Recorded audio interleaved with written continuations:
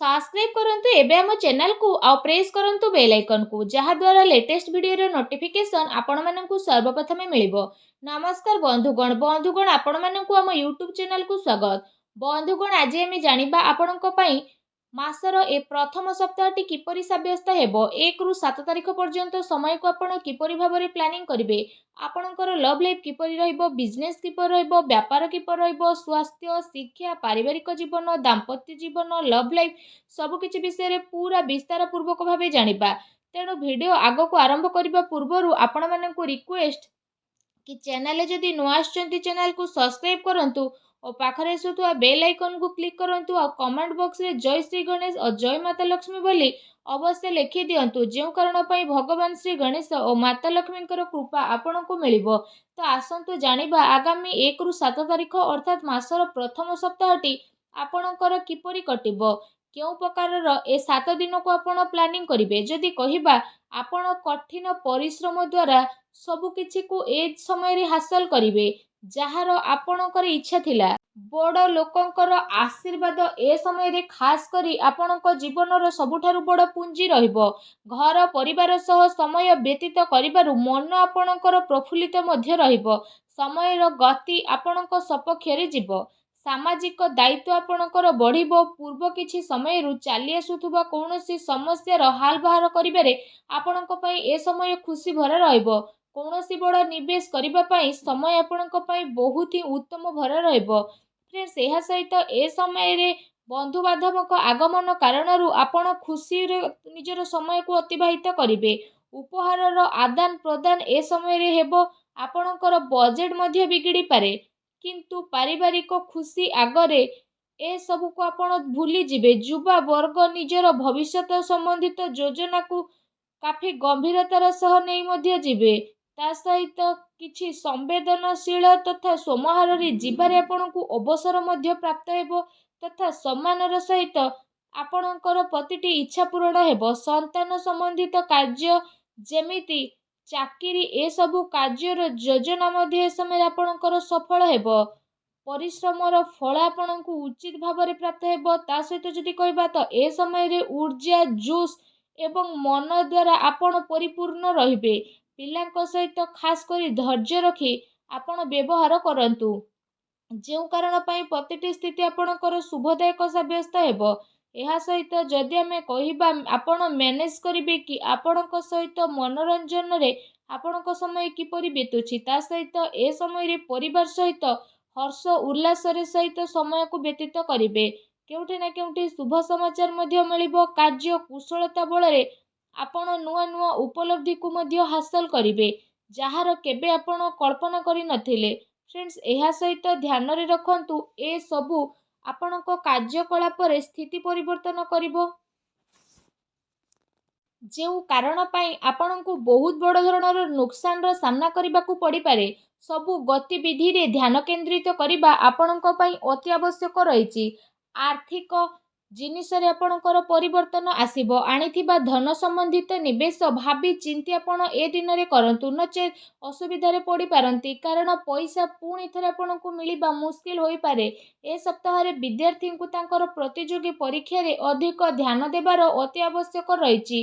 Friends एहा सहित जदि कहबा ए समय रे सबु किछि ठीक रही मध्य आपणकु केउठी ना केउठी असुविधार सामना करिबा पई पड़ी पारे किंतु आपण जदि चेष्टा करिवे तो सबु को परिवर्तन करि परिवे। केवल आपणको आपणको भावना क्रोध उपरे नियंत्रण रखिबार आवश्यकता रहिछि कारण यह प्रभाव रे किछि संबंध आपणकर खराब होई पारे किंतु शीघ्र ही परिस्थिति किछि एपरि प्रतीत हेबो जेउ कारण पई स्थिति रे परिवर्तन आसीबो। घरुआ खर्चर स्थिति पई आपणको बजेट बनेबार आवश्यकता रहिछि। कोर्ट कचेरी संबंधित मामला रे किछि परिवर्तन मध्य आसी पारे। संपर्कियों सह व्यवहार करिबा समय रे आपण सावधान अवलंबन करंतु। आपणको द्वारा मुहरु एपरि किछि कथा बाहरी जिवो जेउ कारण पई आपणको संबंध खराब हेबार आशंका रहिछि। सेथि पई आपणको आपणकर राग उपरे निहाती भाबरे कंट्रोल रखिबार आवश्यकता रहिछि। काहा उपरे ए दिन रे अत्यधिक भरोसा बा विश्वास करिबा नुकसान होई पारे। ठीक हेबो कि आपण निजर निर्णय को निजे सर्वोच्च रखंतु। घरर वरिष्ठ सदस्यंकर स्वास्थ्यर ध्यान रखिबार अति आवश्यकता रहिछि। फ्रेंड्स जदि कथा आपणकर लव लाइफ विषय हेब तो ए समय पारिवारिक वातावरण रे आपसिक तालमेल रे असमंजस्य बनी रहिबो। प्रेम संबंध रे जणे आउ जणकर भावना को बुझिबार अति आवश्यकता रहिछि। पति पत्नी भितर किछि ए समय नोकझोक मध्य होई पारे। प्रसंग बदनामी ए सब आपणकर कारण बनी पारे, तेणु विचलित न होई सावधान रहंतु। ता सहित ए सप्ताह काम कार्य चलुवा शिथिलतार प्रभाव पारिवारिक जीवन उपरे पड़िबा पई दियंतु नाही। जीवन साथी तथा पिलांकर पूर्ण सहयोग ए दिन आपको प्राप्त हेबो। ता सहित ए समय पारिवारिक सुख शांति मध्य बनी रहिबो। संतानक शिक्षा आउ क्यारियर संबंधित गतिविधि रे आपण सहयोग मध्य प्राप्त करिवे। घर परिवार रे आपसिक संबंध तथा प्रेम मध्य बनी करी रहिबो। विपरीत परिस्थिति कारण प्रेम संबंध प्रति उजागर रहिबार ए समय संभावना मध्य बनुछि। प्रेम जीवन दृष्टिकोण ए समय आपणक पई बहुत ही मिलाजुला साब्यस्त हेबा पई जाउछि।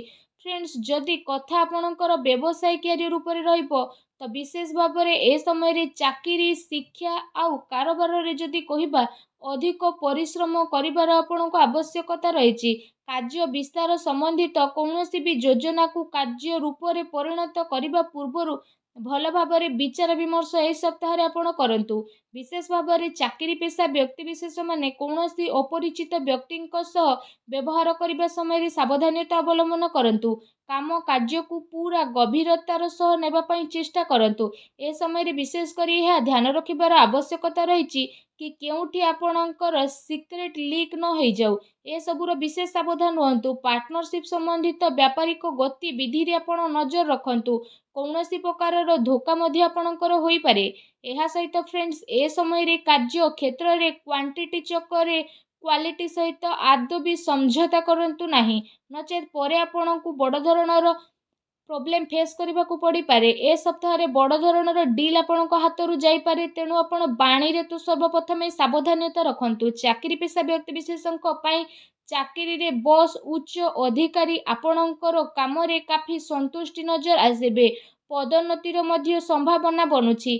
चाकरी रे मन वांछित उपलब्धि मिलिबार ए समय रे स्थिति बनुछि, जो कारण पई आपणको खुशी अनेक अनुभव हेबो। ता सहित नेसिली ए सब जिनिस ठारू आपण दूरे रुहंतु। एबे जानिबा ए सप्ताह आपणक पई कोन शुभ रंग और शुभ अंक रहिछि। 1 2 3 तारिख रे आपणक पई शुभ रंग लाल, शुभ अंक 2 रहिबो। 4 5 तारिख रे आपणक पई शुभ रंग सबुज, शुभ अंक 3 रहिबो। 6 7 तारिख रे आपणक पई शुभ रंग हळदिया धळा एवं शुभ अंक 8 रहिबो। एबे आसंतु जानिबा प्रतिकार विषय रे। प्रतिकार स्वरूप आपण कला कुकुर को रुटी खाइबा को दियंतु। घर ईशान कोण रे घिओ दीप लगांतु। देखिबे सब नकारात्मक शक्ति विनाश हेबो, शुभ फल प्राप्त हेबो। आजिर वीडियो केमती लागिला कमेंट करके जणांतु।